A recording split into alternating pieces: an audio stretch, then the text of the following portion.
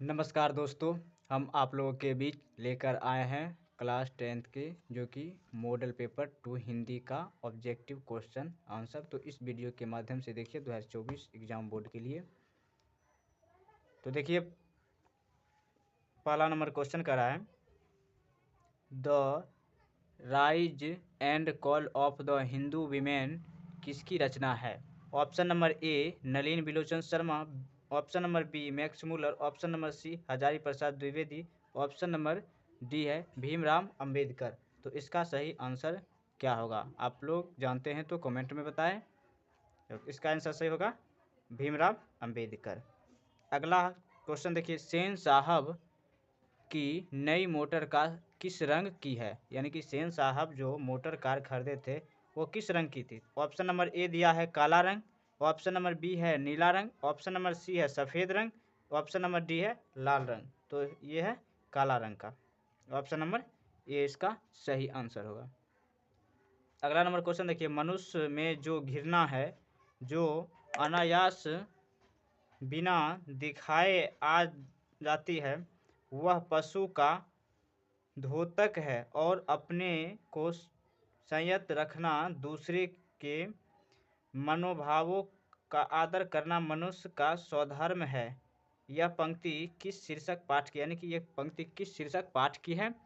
तो देखिए पहला है परंपरा का मूल्यांकन, दूसरा है अभिन्यू, और तीसरा सी नंबर है नाखून क्यों बढ़ते हैं, और डी नंबर है शिक्षा और संस्कृति। तो इसका सही आंसर हो जाएगा 4 का नाखून क्यों बढ़ते हैं, ऑप्शन नंबर सी इसका सही आंसर। और ये क्वेश्चन तीसरा नंबर छूट गया था ना, हम चौथा नंबर पढ़ दिए। चलिए कोई दिक्कत नहीं। तो तीसरा नंबर हम फिर से बता रहे हैं, मैक्स मुलन की दृष्टि से सर्वविध संपदा और प्राकृतिक सौंदर्य से परिपूर्ण कौन सा देश है? वो तो जानबे करते हैं भारत होगा, क्योंकि जापान हो नहीं सकता है, यूनान हो नहीं सकता है, चीन हो नहीं सकता, तो कौन सा होगा? भारत होगा, ऑप्शन नंबर बी इसका सही आंसर। अगर आप लोग जानते हैं पढ़े हैं तो कमेंट जरूर कीजिएगा। अब अगला क्वेश्चन देखिए, छठा नंबर से स्टार्ट करते हैं। कहता है मेंडलीव किसकी रचना है, यानी मेंडलीव किसकी रचना है? ऑप्शन नंबर है अमरकांत, ऑप्शन नंबर बी है Ramvilas Sharma, option number C है Ashok Vajpeyi, option number D है गुणाकार मूल्य। तो मेंडलीव गुणाकार मूल्य होगा, ऑप्शन नंबर डी इसका सही आंसर। अगला देखिए, देवगिरी के यादव शासकों के लेखक किस लिपि में है? तो ऑप्शन नंबर ए होगा नंदी नागरी, ऑप्शन नंबर बी होगा ब्राह्मी लिपि, ऑप्शन नंबर सी होगा खरोष्ठी लिपि, ऑप्शन नंबर डी होगा इनमें से कोई नहीं। तो छठा का सही आंसर हो जाएगा इनमें से कोई नहीं, ये देवनागरी लिपि में होगा, तो इनमें से कोई नहीं होगा। सातवां नंबर क्वेश्चन देखिए, लेखक अमरकांत को किस लेखक के लिए साहित्य अकादमी पुरस्कार प्राप्त हो चुका है? तो निबंध, ऑप्शन नंबर ए है निबंध लेखन, ऑप्शन नंबर बी है कथा लेखन, ऑप्शन नंबर सी है नाट्य लेखन, ऑप्शन नंबर डी है इतिहास लेखन।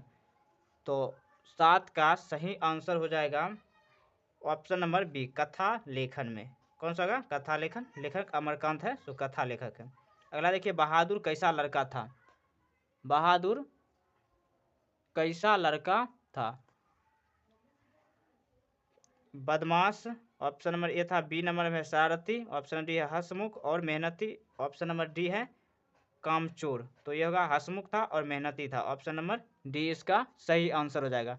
अगला नंबर क्वेश्चन देखिए, कहता है 9 नंबर क्वेश्चन, जो महत्व ऐतिहासिक भौतिकवाद के लिए इतिहास का है वही आलोचना के लिए साहित्य का परंपरा है। यह पंक्ति किस शीर्षक पाठ की है? ए नंबर ऑप्शन है सन विभाजन और जाति प्रथा, ऑप्शन नंबर बी है विष के दांत, ऑप्शन नंबर सी है मछली, ऑप्शन नंबर डी है परंपरा का मूल्यांकन। तो इसका सही आंसर हो जाएगा ऑप्शन नंबर डी परंपरा का मूल्यांकन। क्या होगा? परंपरा का मूल्यांकन। अगला देखिए, कहता है कौन, 10 नंबर क्वेश्चन है, कौन आमलेट नहीं खाता है? ऑप्शन नंबर ए है चाची जी, ऑप्शन नंबर बी है Pandit Birju Maharaj, option number C है बाबूजी, ऑप्शन नंबर डी है शंभू महाराज। तो इसका सही आंसर होगा पंडित बिरजू महाराज आमलेट नहीं खाता है, ऑप्शन नंबर डी इसका सही आंसर। पंडित बिरजू महाराज जो कि नृत्य कला से संबंधित है, आप लोग कहानी पढ़े होंगे तो जानते भी होंगे। अब अगला नंबर क्वेश्चन देखिए, कहता है अशोक वाजपेयी के पिता का क्या नाम था? Girijanand Vajpayee, option number B है Jagdanand Vajpayee, option number C है Parmanand Vajpayee, option number D है अच्युतानंद वाजपेयी। तो 11 नंबर का सही आंसर हो जाएगा परमानंद वाजपेयी, ऑप्शन नंबर सी। अगला क्वेश्चन 12 नंबर देखिए कराएं, बिल नव क्या है? ए नंबर ऑप्शन है फ्रांस का शहर है, बी नंबर है फ्रांस का मंदिर है, ऑप्शन नंबर सी कह रहा है फ्रांस का मस्जिद है, ऑप्शन नंबर डी कह रहा है फ्रांस का एक छोटा सा गांव है। तो क्या है जो कि बिल नव एक फ्रांस का छोटा सा गांव है, ऑप्शन नंबर डी इसका सही आंसर हो जाएगा। अगला देखिए 13 नंबर, अब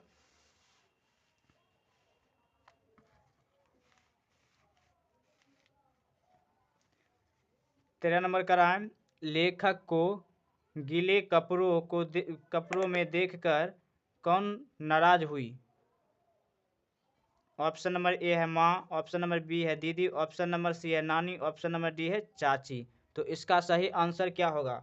इसका सही आंसर हो जाएगा दीदी, ऑप्शन नंबर बी इसका सही आंसर। अगला देखिए 14 नंबर का था, लेखक यतीन्द्र मिश्र का जन्म कब हुआ था? ईस्वी बताना है। तो इसका ऑप्शन नंबर ए में दिया हुआ है 1975 ईस्वी में, ऑप्शन नंबर बी 1976 ईस्वी में, ऑप्शन नंबर सी 1977 ईस्वी में, ऑप्शन नंबर डी 1978 ईस्वी में। तो इसका जन्म कब हुआ था? तो 1977 ईस्वी में, ऑप्शन नंबर सी इसका सही आंसर हो जाएगा। अगला नंबर देखिए, जीवन के आरंभिक दिनों में बिस्मिल्लाह खां को संगीत के प्रति आसक्त कैसे हुई? ऑप्शन नंबर ए है गिरिजा देवी के संगीत से, ऑप्शन नंबर बी है शोभा गुट्टू के संगीत से, ऑप्शन नंबर सी है जकीर हुसैन के संगीत से, ऑप्शन नंबर डी है रसूल बाई और बतून बाई के संगीत से। ये किसके संगीत से मतलब प्रभावित हुए? तो इसका 15 नंबर का सही आंसर हो जाएगा ये रसूलन बाई और बतून बाई के संगीत से ये प्रभावित हुए थे।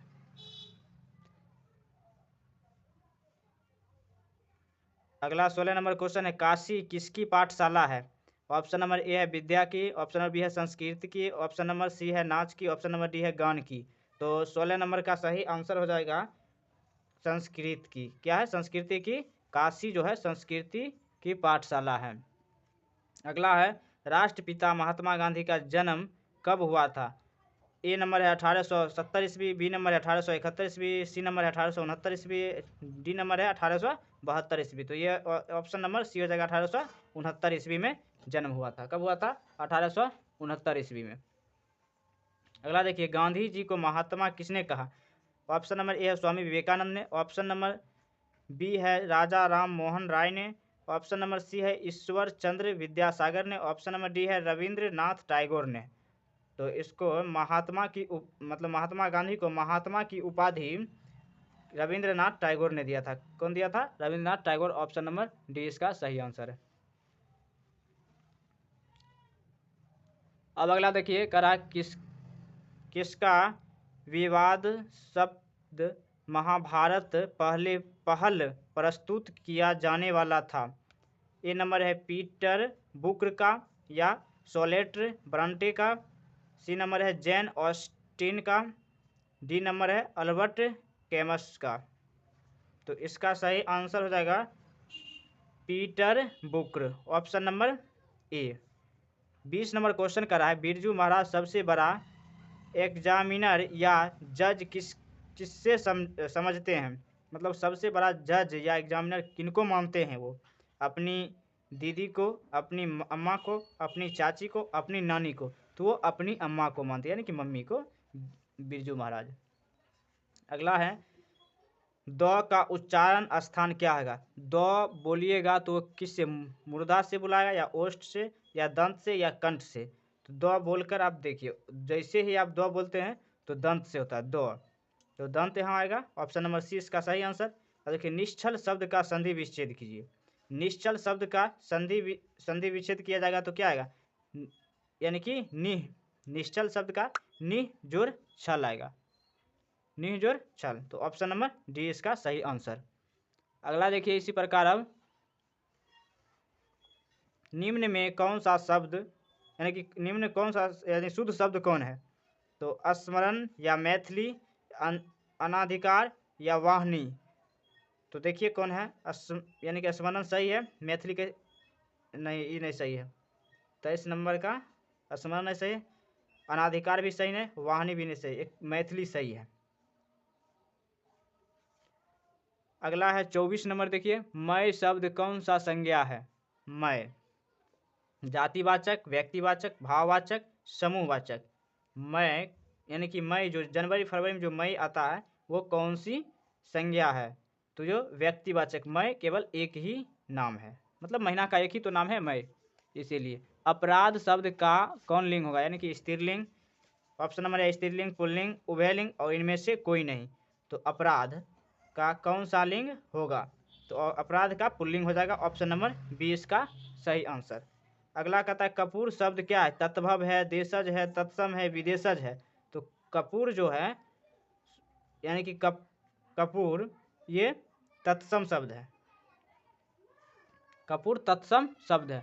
अब कहता है श्याम शब्द का स्त्रीलिंग क्या होगा, श्याम शब्द का स्त्रीलिंग क्या होगा, यानी श्याम, श्यामी या श्यामनी। ऑप्शन नंबर सी है श्यामलिनी, ऑप्शन नंबर डी है श्यामा। तो इस 27 नंबर का सही आंसर हो जाएगा श्यामा, श्याम का स्त्रीलिंग रूप श्यामा, ऑप्शन नंबर डी। अगला कहता है डाल पर की चिड़िया गाती है, यह किस कारक का उदाहरण है। डाल पर की चिड़िया, तो किस कारण का उदाहरण है, तो अधिकरण, संबंध, अपादान, संप्रदान। तो 28 नंबर का सही आंसर हो जाएगा अधिकरण, क्या आ जाएगा अधिकरण, ऑप्शन नंबर ए इसका सही आंसर। यह कलम किसकी है, किस विशेषण का उदाहरण है, गुणवाचक, सर्वनामिक वाचक, संख्यावाचक, परिणाम बोधक वाचक।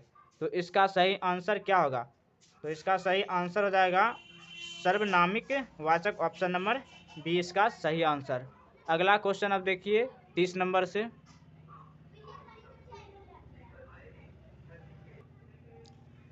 देखिए 30 नंबर क्वेश्चन करा है, मैंने खाना खा लिया है किस काल का उदाहरण है। ऑप्शन नंबर ए है वर्तमान काल, ऑप्शन नंबर बी है भूतकाल, ऑप्शन नंबर सी है भविष्य काल, ऑप्शन नंबर डी इनमें से कोई नहीं। तो क्या करा है, मैंने खाना खा लिया, तो यानी कि खा लिया है या खा चुका है या खाया था, इस समय क्या आता है भूतकाल होगा, ऑप्शन नंबर बी इसका सही आंसर। इसी में कहता कि मैं खाना खाऊंगा, तो क्या था भविष्य काल आता। इसमें कहता मैं खाना खा रहा हूँ, तो वर्तमान कहलाता है। क्या कर रहा है, मैंने खाना खा लिया, यानी कि अभी खा नहीं रहा है, खा लिया है, यानी कि समापन हो चुका है खाना खा करके, तो ये भूतकाल हो जाएगा।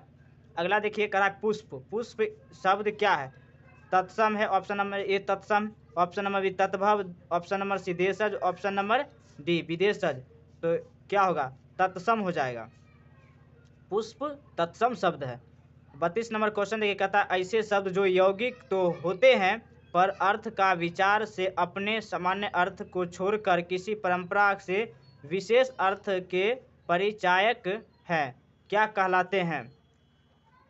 ऑप्शन नंबर ए है रूढ़, ऑप्शन नंबर बी है यौगिक, ऑप्शन नंबर सी है योग रूढ़, ऑप्शन नंबर डी है इनमें से कोई नहीं। तो ये कहलाता है योग रूढ़, ऑप्शन नंबर सी इसका सही आंसर हो जाएगा।